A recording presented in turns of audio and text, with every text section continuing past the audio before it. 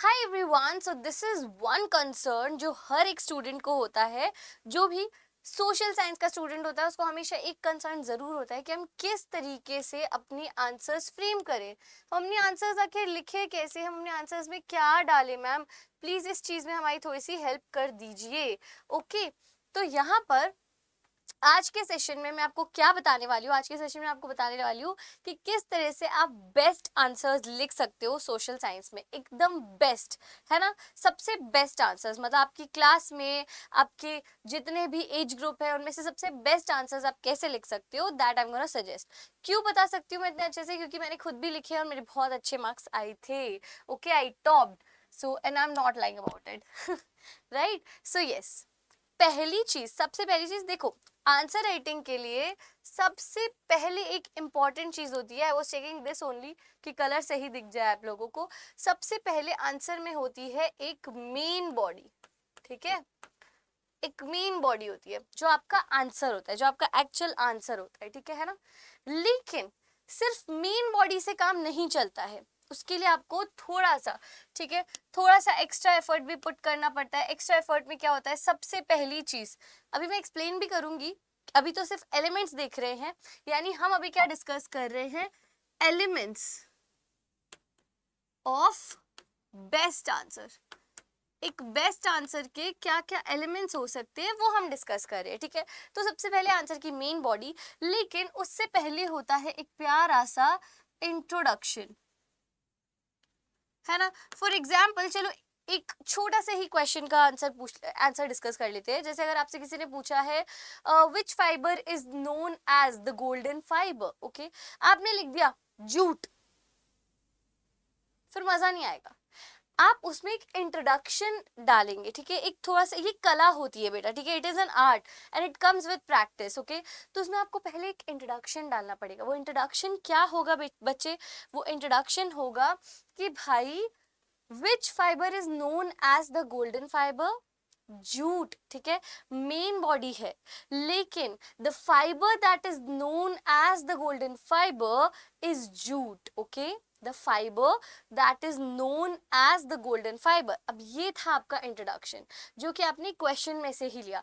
तो मोस्टली जो इंट्रोडक्शन होता है बेटा, वो क्वेश्चन में से ही आ जाता है, ठीक है। जनरली ये क्वेश्चन में से ही होता है, ओके। तो इसके लिए आपको बहुत ज्यादा टेंशन लेने की जरूरत नहीं होती है कि इंट्रोडक्शन हम लाए कहाँ से। Generally can be taken from the question itself. ये लिखने की जरूरत नहीं है, ये सिर्फ आपको एक्सप्लेन करने के लिए बता रही हूँ ताकि आप भूल नहीं जाए, ठीक है ना। तो इंट्रोडक्शन जो है उसको आप जनरली किससे ले सकते हो, अपने क्वेश्चन में से। होता है ना, ऐसा होता है ना, ठीक है। मेन बॉडी के बाद आता है आपका, हम कह सकते हैं, एक कंक्लूजन। ज्यादा एलिमेंट्स नहीं बताऊंगी, ज्यादा कंफ्यूज नहीं करूंगी मैं आपको, 50 चीजें नहीं बताऊंगी। 50 चीजें आंसर राइटिंग में लिखना क्या है वो नहीं, हम वो यहाँ पर पूरा उसका वही थोड़ी ना, एक क्वेश्चन है कि how to write best answers, तो उसका आंसर लिख, उसके आंसर लिख रहे हो, नहीं। वे जस्ट अंडरस्टैंडिंग कि क्या एक कॉन्सेप्ट क्या हो सकता है, एक अच्छे आंसर लिखने का कॉन्सेप्ट क्या हो सकता है, ठीक है। तो एक तो मेन बॉडी होती है जो आपको समझ में आ गई। अब कंक्लूजन क्या होता है, जो बड़े बड़े क्वेश्चन होते हैं जिनमें आप फॉर एग्जाम्पल इकोनॉमिक्स पढ़ रहे हो, उसमें आपने कोई प्रॉब्लम शेयर की है, ठीक है। आपने फूड स्केर्सिटी की प्रॉब्लम शेयर की है, आपने अनएम्प्लॉयमेंट को शेयर किया है, ठीक है। तो वो कंक्लूजन, अब ये कंक्लूजन क्या हो सकता है कि आपने कुछ प्रॉब्लम बताई है तो आप उसमें उसका सोल्यूशन बता सकते हो, ठीक है ना। सोल्यूशन आप अपनी तरफ से सजेस्ट कर सकते हो, ठीक है। यहाँ पे आप अपने सजेशंस ऐड कर सकते हो जो आपको लगता है कि सही है ना, जो आपने पढ़े हैं आपको लगता है सही है, सजेशंस आ सकते हैं। या फिर इसमें एक और चीज आती है बेटा, जो एग्जाम्पल्स होते हैं ना, वो हम कंक्लूजन में ही ऐड करते हैं, ठीक है। जो भी मेन बॉडी दी है उसके जो भी एग्जाम्पल्स होंगे वो आपके कंक्लूजन में ही हम काउंट करेंगे, ओके। तो ये जो एलिमेंट्स है ये काफी इंपॉर्टेंट होते हैं किसी भी अच्छे आंसर को लिखने के लिए। मेन बॉडी जो होती है, मेन बॉडी से रिलेटेड भी कुछ पॉइंट्स है। सबसे पहले तो ये मेन बॉडी डिपेंड करती है, ठीक है ना, ये डिपेंड करती है क्वेश्चन किस टाइप का है, it depends on the type of the question. ये डिपेंड करती है कि किस टाइप का क्वेश्चन है, पहली चीज, ठीक है ना। अगर छोटा क्वेश्चन है, जैसे जूट वाला क्वेश्चन बड़ा छोटा था, तो वो मेन बॉडी उस पर डिपेंड करती है। हो सकता है कोई लेंदी क्वेश्चन हो, तो लेंदी क्वेश्चन में आप मेन बॉडी को कैसा लिखोगे, पैराग्राफ टाइप लिखोगे, ठीक है। अगर आप आपकी चॉइस है, आप लिख सकते हो पैराग्राफ लिखोगे, यानी ऐसे टाइप लिख रहे हो आप, ठीक है। आप चाहो तो इस ऐसे टाइप को ही आप पॉइंटर्स में लिख सकते हो, पॉइंटर्स में ये ज्यादा अच्छा लगता है, ठीक है। पॉइंटर्स सजेस्टेड मेथड होता है ना पहले इस्तेमाल करें फिर विश्वास करें। तो ये मेरा पॉइंटर्स जो है, ये मेरा इस्तेमाल किया हुआ मेथड है कि आप पॉइंट्स में जब अपने आंसर को लिखते हो, उससे क्या होता है, उससे बहुत अच्छी अच्छी चीजें होती है। पहली चीज ये होती है आपके लिए पॉइंट्स लिखना आसान होता है, सबसे इंपॉर्टेंट चीज। एक पॉइंट लिखा, ओके, उसके बाद अगला पॉइंट, आपका आंसर प्रिसाइज बनता है ना। आपका जो आंसर होता है उसमें कोई आलतू फालतू की चीजें नहीं होती, वो प्रिसाइज बनता है। आप कॉन्फिडेंट रहते हो, जब आप एक पॉइंट लिखते हो उससे आपको कॉन्फिडेंस गेन होता है, फिर आप नेक्स्ट पॉइंट लिखते हो तो आपका आंसर ऑटोमेटिकली ही अच्छे तरीके से लिखा जाता है। अंडरस्टैंडिंग माई पॉइंट, है ना, इंपॉर्टेंट बात है, ठीक है। अपने पॉइंटर्स में अपने आंसर को लिखने से सबसे अच्छी चीज, इसके बाद एक और अच्छी चीज होती है, ठीक है। आपके जितने भी मार्क्स का क्वेश्चन है, आपने उतने पॉइंट्स इसमें लिख दिए, ठीक है। जितने भी मार्क्स का क्वेश्चन है उतने पॉइंट्स आपने इसमें लिख दिए। अब आपको पता है कि लगभग मैं इतने पॉइंट्स तो लिख के आया हूँ, मतलब इतने मेरे मार्क्स आ सकते हैं, एस्टिमेशन लगा सकते हो, which is true with the true at the part of examiner also. Examiner भी जब आपकी कॉपी चेक करता है, आपका आंसर चेक करता है, आपके मार्क्स अलोकेशन करते हैं, तो उसके टाइम, उस टाइम पे क्या होता है कि जो ये पॉइंटर्स में आपने आंसर लिखे होते हैं, उसमें उनको पता होता है कि ठीक है, दिस पर्टिकुलर स्टूडेंट, उनके लिए उसको पढ़ना आसान होता है। इतनी सारी कॉपीज होती है, देखो जनरल बात तो यही है, सच बात तो यही है कि उनके पास इतनी सारी कॉपीज होती हैं, उनको सारी कॉपीज चेक करनी होती है, तो उनका माइंडसेट यही रहता है कि भाई जिसने पैराग्राफ में लिखा है, एक कॉपी आ गई जिसने पैराग्राफ में लिखा है और कुछ और ही कहानी है ना, पूछा है कि पेड़ के बारे में बताओ, तो उसने पेड़ से बकरी को, क्योंकि बकरी के बारे में पढ़ा था, तो पेड़ से बकरी बांध के उसने सिर्फ बकरी की कहानी लिखी है। तो बकरी की कहानी हमें नहीं लिखनी है, ठीक है। हमें पेड़ पूछा है तो पेड़ ही बताना है, पेड़ की पत्तियों के बारे में आता है तो पत्तियां ही बतानी है, एक्स्ट्रा नहीं बताना है, क्योंकि उससे आपके आगे के क्वेश्चंस जो आपको आते हैं उनकी रेपुटेशन पहले ही खराब हो जाती है, ठीक है। ये चीज ध्यान रखना, ओके। तो ये आपका, ये एक मेजर ओवरव्यू है कि पहले तो आप आंसर के एलिमेंट, इंट्रोडक्शन है, मेन बॉडी है, कंक्लूजन है, ठीक है। इस तरीके से आप लिख सकते हो। अब कुछ छोटी छोटी टिप्स और हैं, ठीक है। छोटी छोटी टिप्स क्या है कि सोशल साइंस के अंदर, क्योंकि मैंने आपसे क्या कहा, how to write best answers in social science, तो एक मतलब जादुई वर्ड है, ठीक है, जादुई वर्ड्स ही सोशल साइंस में काम करते हैं, कीवर्ड्स, ठीक है। कीवर्ड्स जो हैं ये सबसे ज्यादा यूजफुल होते हैं। अब जब आप पॉइंटर्स लिखते हो, ठीक है, अगर आपने कीवर्ड याद किए हुए, उस पर्टिकुलर क्वेश्चन के आपने कीवर्ड याद किए हुए हैं, तो आप कीवर्ड से अपने सारे के सारे पॉइंट्स जो है वो लिख सकते हो। हर पॉइंट का एक कीवर्ड याद कर लो, अपने सारे के सारे पॉइंट्स अपने इन कीवर्ड से आप बना सकते हो, ठीक है।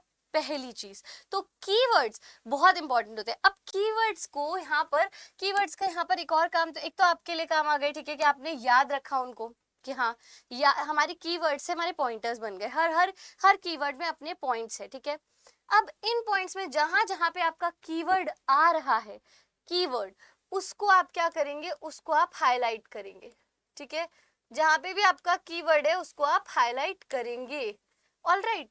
उससे क्या होगा, उससे एग्जामिनर को दिखेगा, ठीक है। क्योंकि हाईलाइट कैसे करोगे, हाईलाइट अब जैसे मैंने किया, अलग कलर यूज कर लिया, अब मेरा ये बहुत ज्यादा ऑकवर्ड भी नहीं लग रहा होगा आपको, है ना, बहुत ज्यादा ब्राइट भी नहीं है, बहुत ऑकवर्ड भी नहीं है, मैंने बहुत डिसेंट तरीके से इसको हाईलाइट कर दिया। आइदर कलर पेन से, अगर कलर पेन अलाउड नहीं है तो पेंसिल से भी अंडरलाइन कर सकते हो, ठीक है। दो तरह के पेन आप यूज कर सकते हो बोर्ड एग्जाम्स में, है ना। ये जनरल, मैंने जब अपने मास्टर्स के एग्जाम लिखे थे तो मैंने उसमें अलग अलग कलर्स को यूज किया था, विच वॉज अलाउड मेरे एग्जाम्स में, ठीक है। तो मेरी एग्जाम्स बहुत अच्छे गए। जब मेरे एग्जामिनर ने मेरी कॉपी चेक की होगी तभी उन्हें अच्छा लगा होगा कि मैंने इस तरह से किया है, जैसे कलर की मैंने, देखो कलर ऑप्शंस आपको देखने तो आप यहाँ से देख सकते हो, ठीक है। सो यस, है ना, जस्ट जोकिंग। तो जब आपके पॉइंट्स चेक किए जाएंगे तो बहुत आसान होगा, okay, keyword 1, keyword 2, keyword 3, keyword 4, ये भी एक पॉइंट होता है, ये बहुत इंपॉर्टेंट पॉइंट होता है, इसको हमेशा ध्यान रखना, it is very very important, okay, है ना। इसी के साथ साथ एक चीज और बेटा, ठीक है, एक इंपॉर्टेंट चीज और, वो इंपॉर्टेंट चीज क्या है, मैं यहाँ पे आपको अच्छी हैंडराइटिंग लिखने के लिए नहीं बोल रही, मैं ये नहीं कहूंगी अच्छी हैंडराइटिंग लिखो, बहुत अच्छी अच्छी है ना, अचानक से अपनी कर्सिव हैंडराइटिंग लिखने लग जाओ, सुंदर बना लो अपने लेटर्स को, नहीं, मैं ये नहीं कहूंगी आपको, ठीक है, क्योंकि इट इज नॉट पॉसिबल, और अभी इस चीज पे काम करने का आपके पास टाइम भी नहीं है। ऐसा नहीं है कि आप देखो करना चाहते हो तो 1 घंटा रोज का निकाल के कर लो, लाइफ टाइम के लिए काम आ जाएगा, लेकिन जैसा लिखते हो वैसा लिखो, पर उसको नीट लिखो, ठीक है, नीट हैंडराइटिंग लिखो, जो भी लिख रहे हो वो साफ लिखो, उसमें गड़बड़ मत करो, ज्यादा उसमें हम कह सकते हैं उसको ज्यादा शेड मत करो, अपनी कॉपी कलरफुल ऐसे मत बनाओ कि कहीं पे मार्क किया हुआ है आपने कुछ, ठीक है, कहीं पे कुछ मार्क किया हुआ है, उससे बहुत गंदा इम्पैक्ट पड़ता है बेटा, तो बिल्कुल भी ऐसा नहीं करना, ठीक है, नीट हैंडराइटिंग लिखना अपनी, ओके।